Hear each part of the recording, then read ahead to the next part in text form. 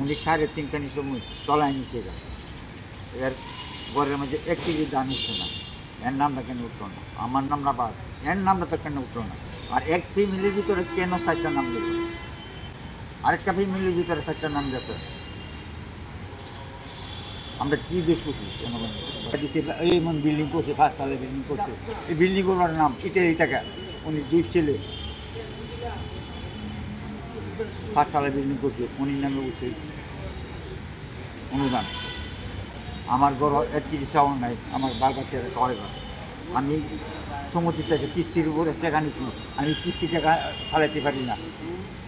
আমি এখন বাড়ি থেকে পালায় আইছি, আজকে আমার কিস্তি বুধবার, আমি পালায় করছি, কিস্তিটা করতে আমি পাই। সরকারের আন্ডারে অনুদান না দিয়া আজকে আমার 5 তলা বিল্ডিং করছে, 5 তলা বিল্ডিংয়ের অনুদান আমি অনুদান সরকার থেকে আশা করছিলাম পাইব, অনুদান দেওয়ার কথা ছিল, আমরা অনুদান পাই নাই। বুঝলেন, যারা জমির সাথে কোনো তালুকাত নাই, জমি করছে না, তারা অনুদান পাইছে।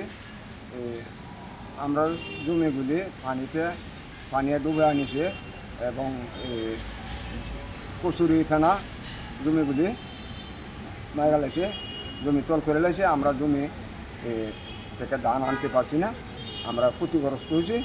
আশা করি বাংলাদেশ প্রধানমন্ত্রী এই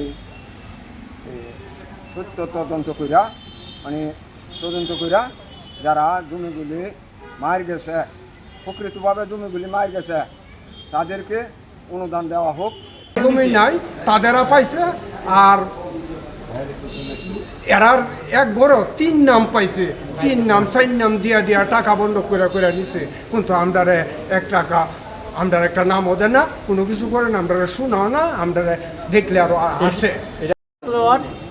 যারা মনে করে ব্যবসা করে, যারা প্রতিচালিত, যারা বাইরে ব্যবসা, যারা 1 করা জমি করছে না, 1 করা ক্ষেত করছে না, এরা মনে করেন টাকা পাইছে। আর আমরা যারা গাঙ্গের জমি করছি, আমরা মনে করি অনেক জমি করছি, আমরা গরিব মানুষ, টাকা পয়সা নষ্ট করে করছি, আমরা 1 কেজি ধান আনছি, আমরা গরিব মানুষ বসে মতলে কায়েম করতে, আমরা অবস্থা খারাপ, তখন আমরা মনে করি কোনো টাকা পাই না।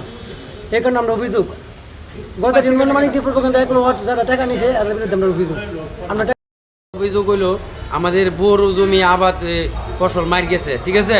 এখন কিন্তু আমরা সরকার থেকে কোনো কিছু সহযোগিতা আমরা পাইছি না, ঠিক আছে। এই নিয়ে আমাদের আবদার।